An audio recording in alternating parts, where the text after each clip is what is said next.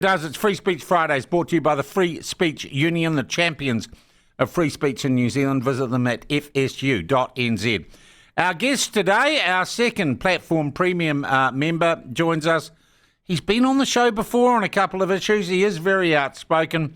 He is New Zealand businessman Troy Bowker. Good morning, Troy. Nice to have you with us.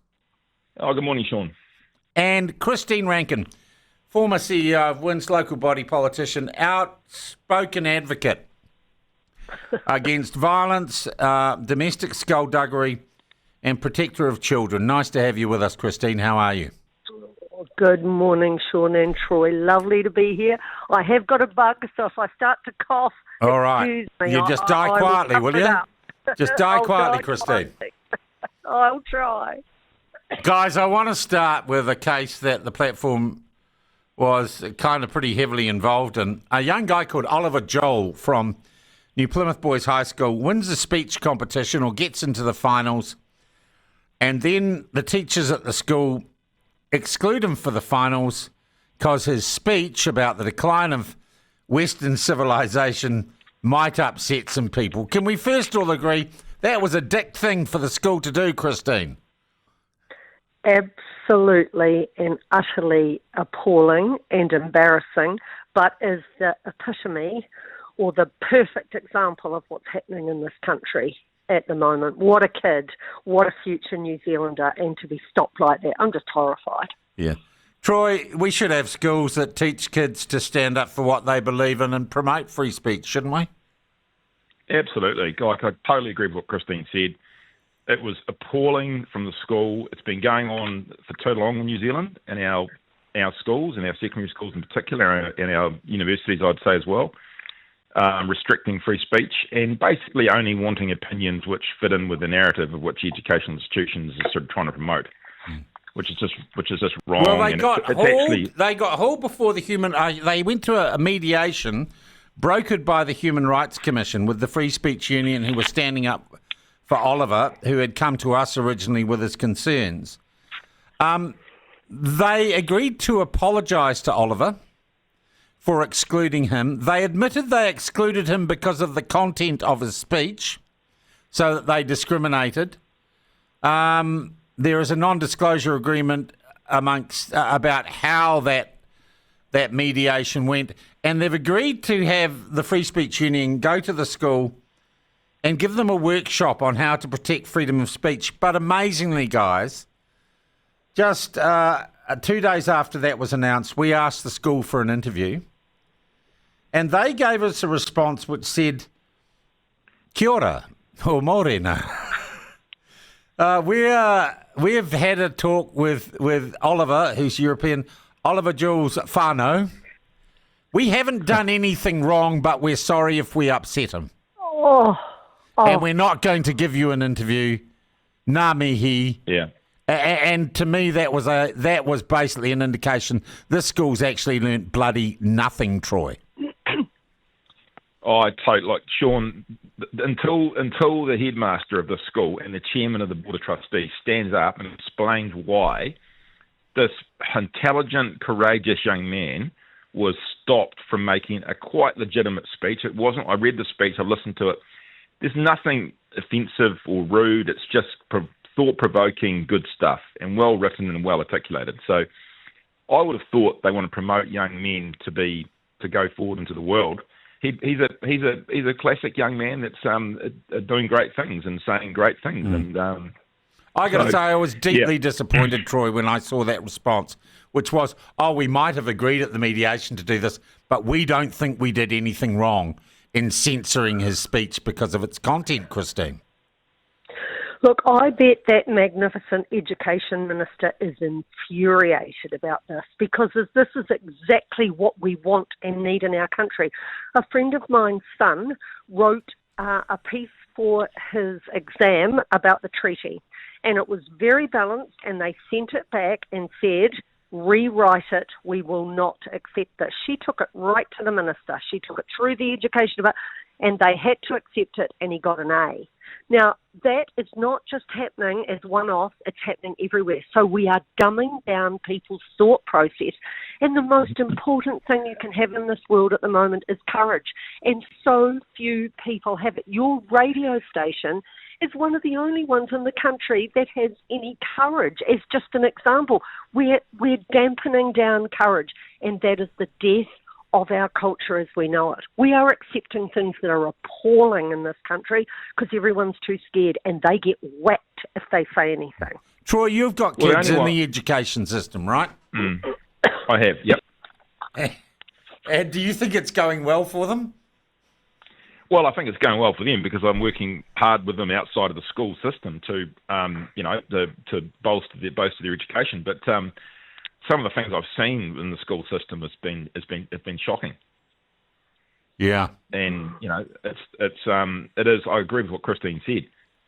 What these educational institutions want, and there are exceptions, but by and large, what they want is one opinion or one thought process or one narrative which suits their own thought process. They don't want anyone to challenge it, right? And the way you learn, as adults and as children, as teenagers, is to challenge and is to think, right? Is to think with a free, open mind, not a closed off one view, which is I would say the antithesis of intelligent thinking.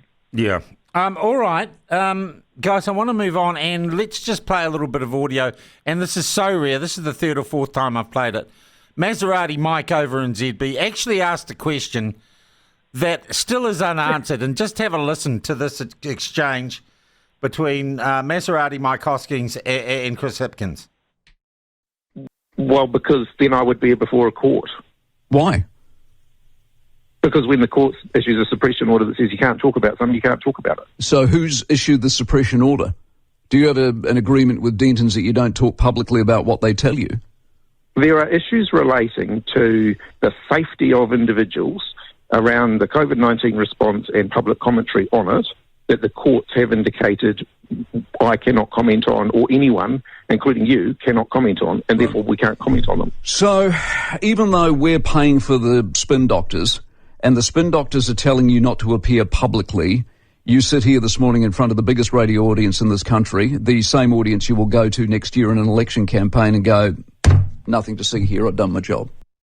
So that was an exchange on ZB over the failure to appear publicly before the Royal Commission of Inquiry.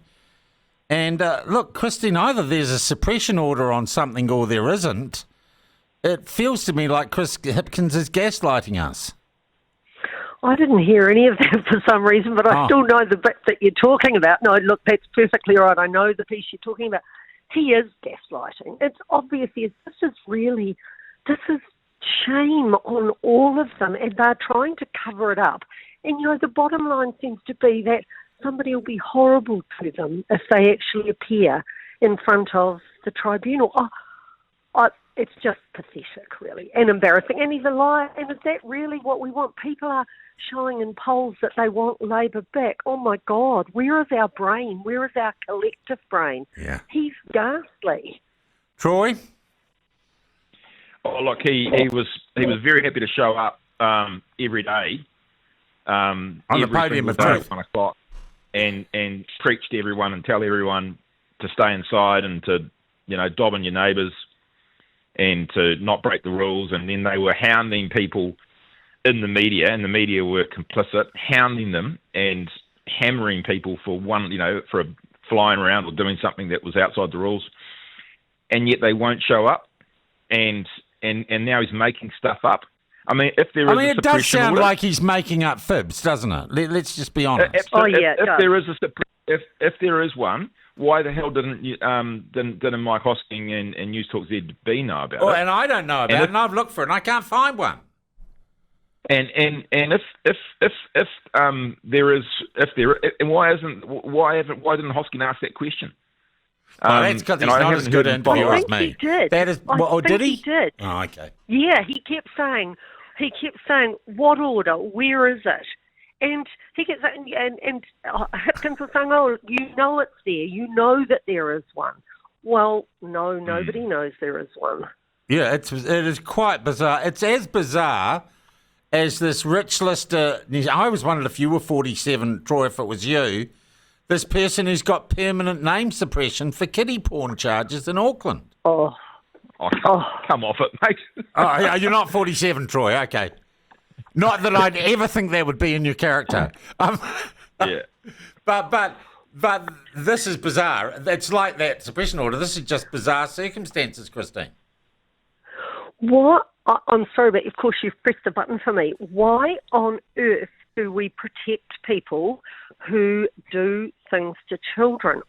We need to get so much tougher on this. They've just passed a law in America, and I know that America's not a great example at times of many things, but if you rape a child who's under 12, you get the death penalty in America now. In every state? No, it's not in every state. I was reading it yesterday, and our state governor is very proud of the fact that this particular state, and I wanted to go back and read the whole thing. But, if you don't send out messages like that, why would you protect the name? Because I've said to you before, if they're looking at child porn, they are acting on it. There is no way it's just a little look on a screen somewhere. It's much bigger than that. And we don't seem to care. We act as though it has no effect. It ruins lives forever. Yeah. And I also think, Sean, that the media, again, are not. Why are they allowed? Why are the courts and why is the media accepting and putting up with this? And you get. I sent you something last night, Sean. Yeah. There's child deaths frequently in New Zealand, and they don't get reported anymore. They used to be reported 10 years ago. Remember 10 years ago, if a child got killed by its own family members, it would be all over the front page for weeks now, right? And it's no longer. It happens every week in New Zealand, and the stats are appalling. Yeah, it is like every 14 days. The media do not, and actually what they're doing now on the Herald, and I've seen there's two of them last night, two of them yesterday. One was a baby in the UK. A very sad situation, and one was a baby in the US. But they're reporting on foreign child murders, baby murders by their own family members, but not in their own country. Yeah, I just can't, and I don't know why. You have to think it's something to do with race. Oh, it is. No, it is. It's become a race issue. We've lost sight of the children. It's become a race issue. And because we've got this ridiculous attitude to all of our racial issues, the media, I used to be rung every week about child abuse cases. They never come near me now because they know I say it the way it is. It is a race issue, and that doesn't mean that every baby that dies is Maori. But the vast majority of them are. So we're not allowed to talk about it. So why isn't Winter Party Maori are campaigning, right? And they're wearing their Palestinian flags and their South African flags and they're banging on about what's going on in the Gaza Strip. Why the hell aren't they addressing what is going on in their own backyard? Because guys, you're running the show now, but I just couldn't agree with you both more, and a lot of people listening couldn't agree with you more. We seem to live in an upside down world, right? Absolutely. Look, we need to have a break. When we come back, I want to talk about something that I'm sure you don't bother with, Troy, going to the supermarket.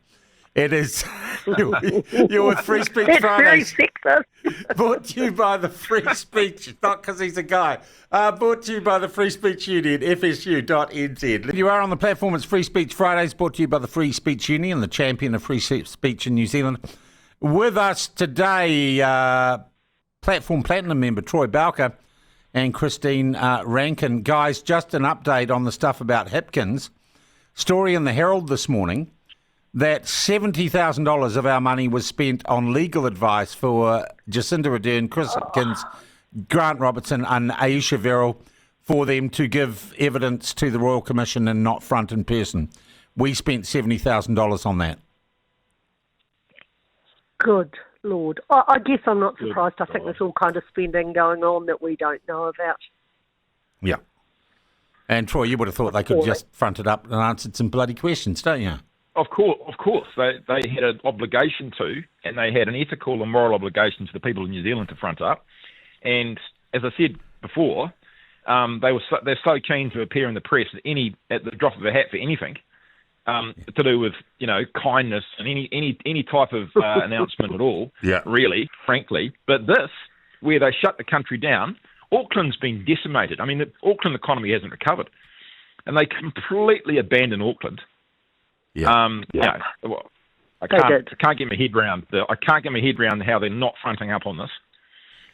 Look, guys, also, let's move on to supermarket prices, because apparently the cost of living crisis, well, it can hardly be a crisis because it's been around forever, but there's a problem, and the government, the national part of the coalition government, sees fixing the cost of living crisis is vital to its chances of re-election. Part of this is the effective duopoly we have in our supermarket infrastructure in New Zealand. Now, Nicola Willis came out, and I think it was only a first step, but she's basically saying she's going to make it a hell of a lot cheaper and quicker to set up a new supermarket in competition to the existing players. Troy, you're a businessman. Does this change the dynamics of what happens at the checkout if you have more competition in the supermarket sector? Well, in theory, yes, but in practice, no. Okay, so the theory's all well and good, and more competition is always going to produce better results for consumers.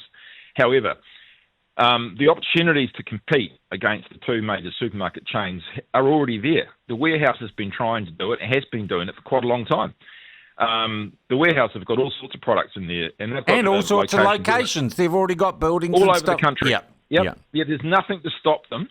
There's nothing to stop the Warehouse actually going into all other lines of goods that our supermarkets sell, apart from the things they currently sell. And they sell milk, they sell bread, they sell all sorts of things. Yeah. Then you've got then the list goes on, right? Then you've got the bargain chemist and Chemist Warehouse. So you don't have to go to the supermarket for all your toiletry needs and all your pharmaceutical needs. You can go to those stops, and they're cheaper, right? And then you want to go to fruit and veggies.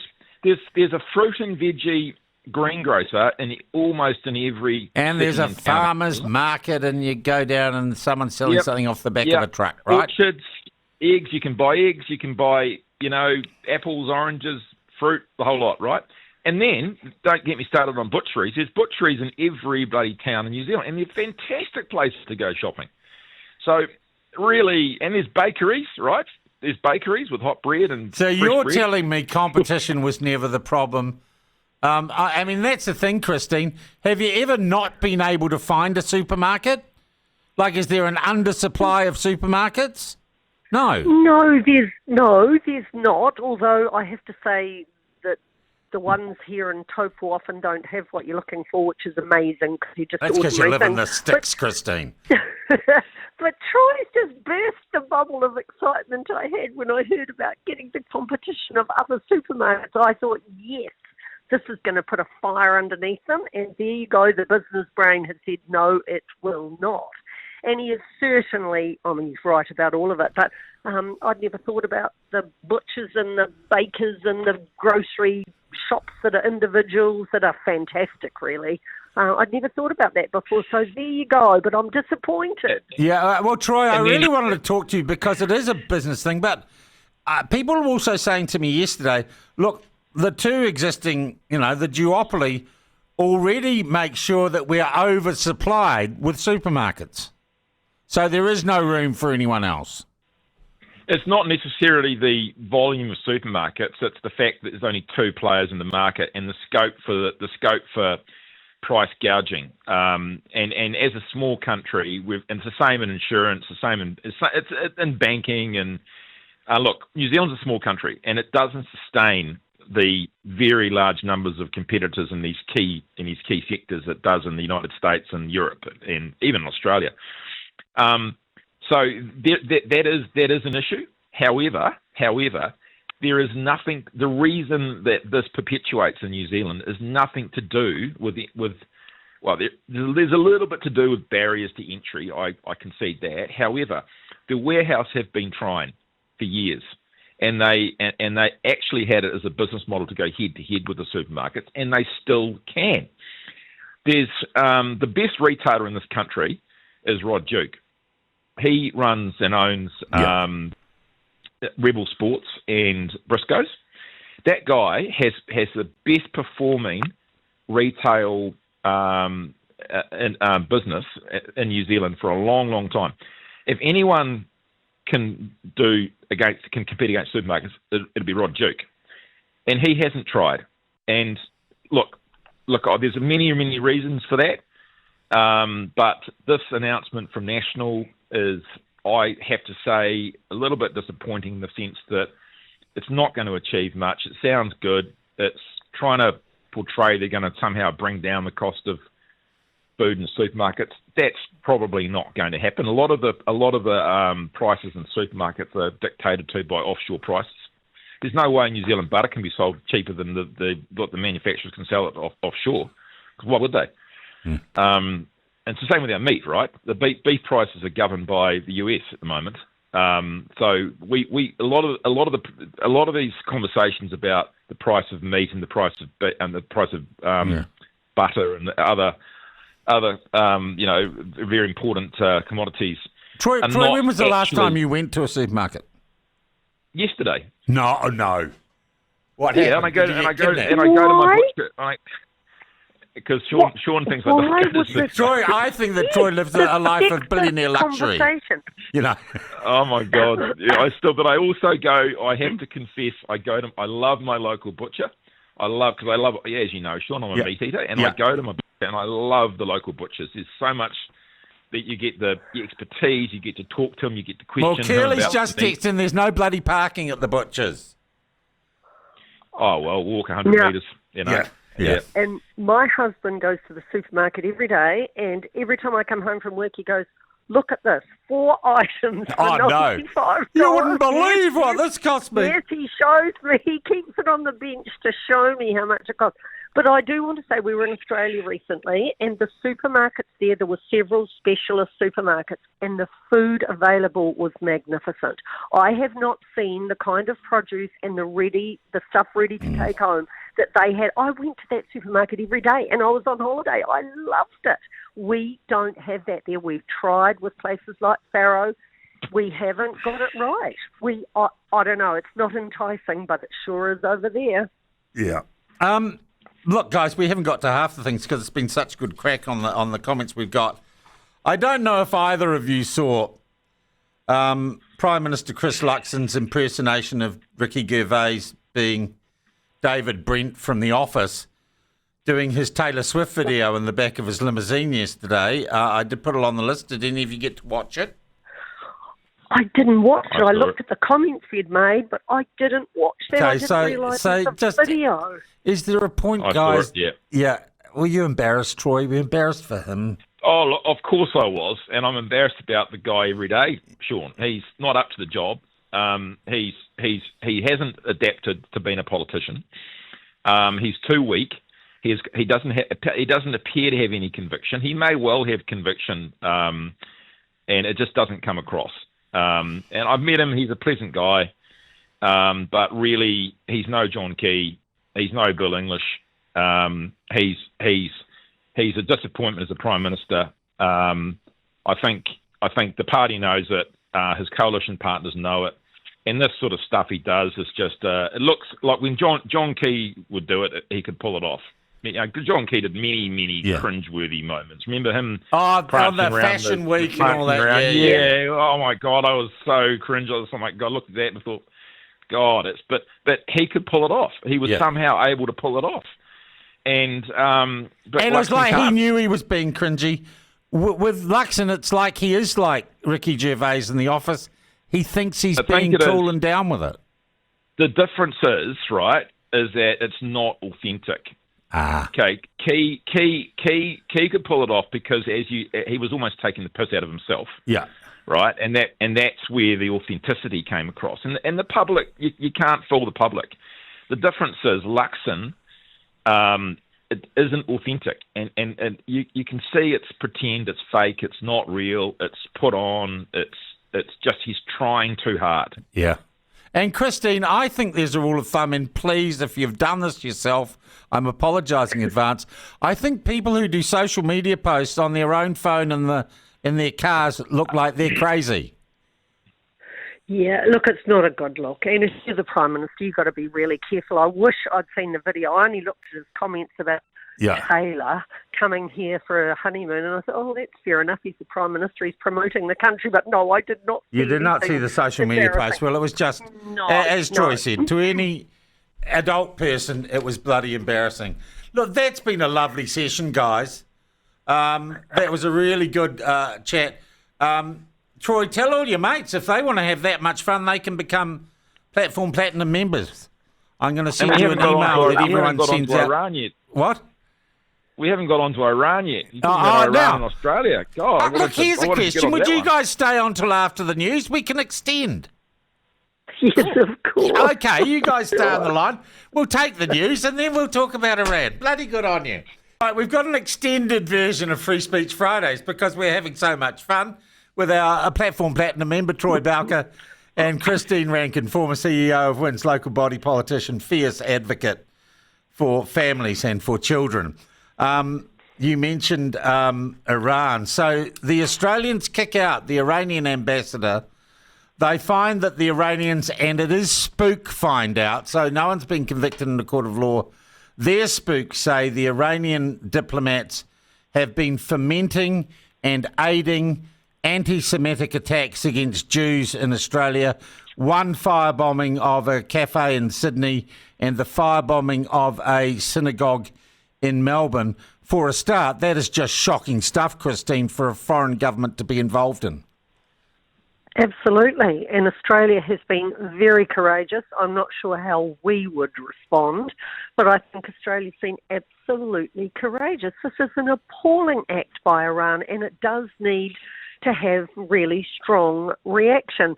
This whole war, to me, is just ghastly. I think both sides are hideous. However, the evilness of the regime that is Iran is just lost sight of. It's as though they are the victim and the other side are evil, and the other side are, I can't even think about what they're doing. It's just all revolting. But, we've lost sight of where this Well, the last time that something like this happened in New Zealand was the Rainbow Warrior bombing, Troy, and all the French did was promise to buy some butter off us.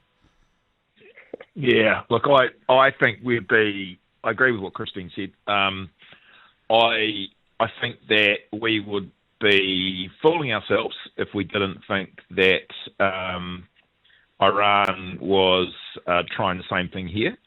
Yeah. Of course they are. I mean, and there's two reasons for that. One is because our government has been so weak on and so quick to slam Israel, and rather than look at it, I mean, apart from Winston, of course, who's been very circumspect. I don't know. He's sitting on the fence a little bit, Troy.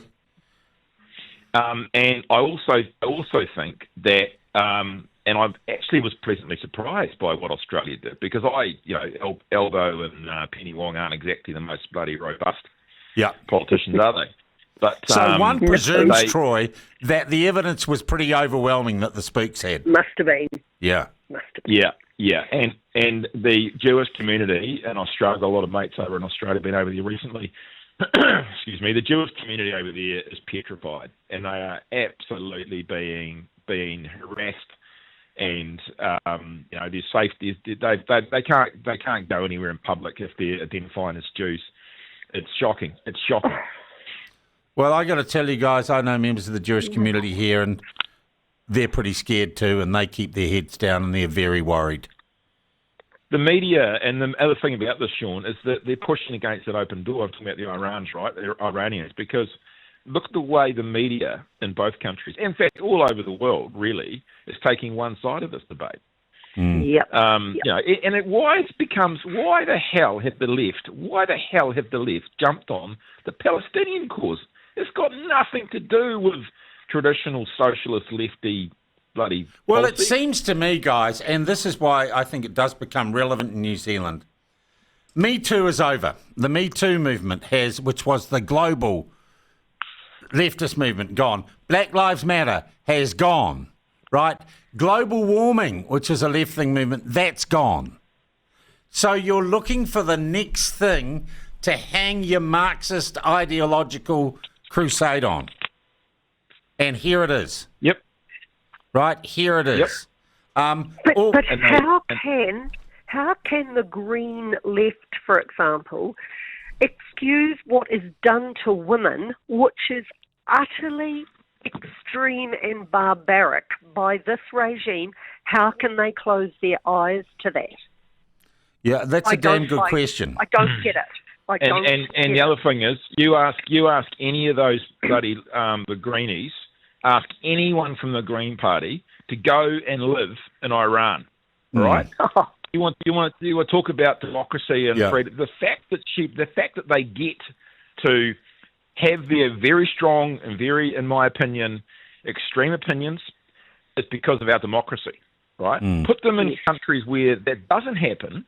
They don't have the freedom of speech. Women are treated, as Christine said, appallingly in those countries. And it's just bizarre that the left have jumped on this, and suddenly the Palestinians are the best, the most amazing, incredible, saintly people, incredible, lovely. Yeah. And, that's just nuts. It's crazy. Yeah. Do we...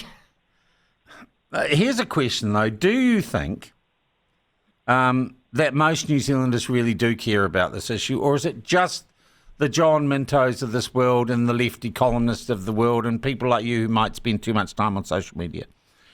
Do you think this is an issue that affects New Zealanders? I know it affects the Jewish community here, but they're a tiny minority. I don't think it. I really don't think it's on the radar of most people. I think it's on the periphery. It's in the news. It's something that they may read about vaguely, but there's not. Look, it's not.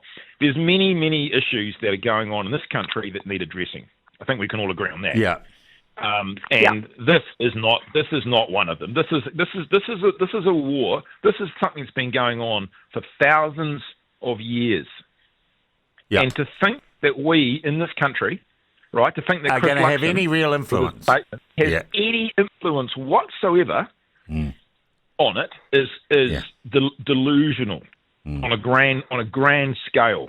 And I guess, Christine, starving kids in Porirua are more important to us, and we can do more about that than starving and terrified kids in Ramallah or elsewhere. Yes, and they should be more important to us, but even that we can't deal with. We just fill the gap because we don't want to take any real action. So, we don't really do our bit either. We don't. Jeez, you're giving us all an uppercut, Christine, aren't you? Sorry about that. It's just what I believe and know. Yeah. And see all the time. Yeah. Look, one other thing, guys. I just wonder how you feel. I noticed that staff journalists are on strike this week. Staff, they're so difficult. We've had this report into RNZ saying half its people shouldn't be on air. It needs to deal with a whole lot of problems it has. As people know, the platform's been going through a bit of white water, as every business does. Do you think we've got the news media we deserve at the moment, Troy? And I was talking to a couple of people last night. They say the whole industry is in turmoil. Yeah, it is.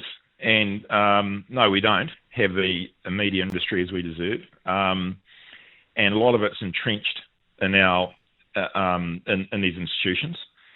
The report.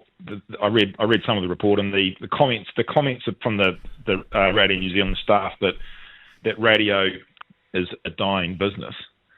Well, that's just not true. That's just not true. It's not true. Print media in its form may well be a dying business, but certainly digital media is not, and radio is not a dying business. Well, when you say radio, you mean live spoken voice or live access media. Yeah. Correct. Yeah, that's right. Yeah, that's right.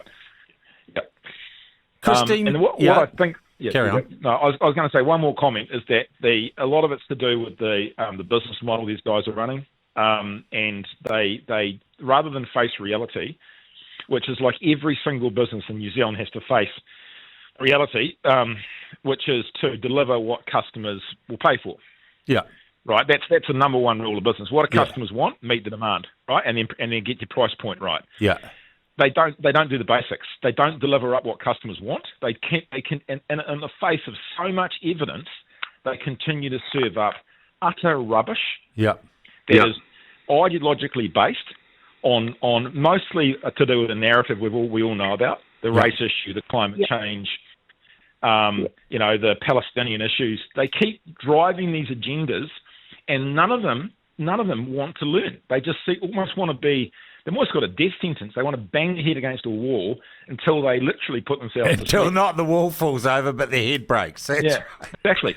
Which is why, to be honest, we have sessions like this. And it is all about alternate narratives and thinking outside the square, because our experience at the platform tells us, Christine, that that's what people want. They want a place to almost dissent and to disagree safely. Totally agree. I think that is the way of the future, because there isn't any other way to do it. And the media generally out there don't represent the likes of us in the way we think. You do. And there are a couple of others that do to a lesser extent.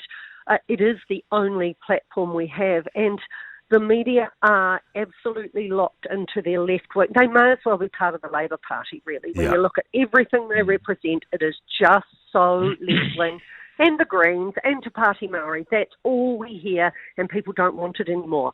You're right, everything has changed. All the basis of the things that they've fought for the last 20 years have disappeared, and they're not listening. I don't watch much television anymore. I can't bear it. And our democracy is weaker for it, because there used to be a time in this country where the media played a pretty big role and a very important role in the functioning democracy, which is challenging and questioning and investigating.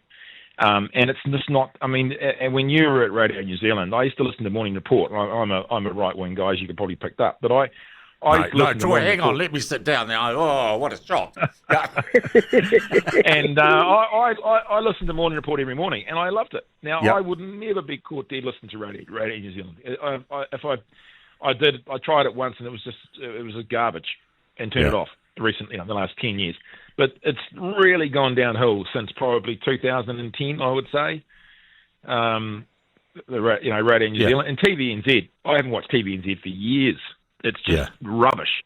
It's propaganda. Yeah. Well, it has been lovely having you two on for Free Speech Fridays. Recommend it to your friends, Troy, and get them to be Platform Platinum members like you are. Christine, lovely to have you. And I know you're often travelling, and look, you didn't die at all during that session, did you? So hopefully you're feeling better. Didn't. Well done. Thank you very much. Lovely to talk to you guys. You might be on the mend. Troy, we will talk again soon. Troy Bowker and Christine Rankin, our guests on a special extended edition of Free Speech Fridays. Let's go to a break.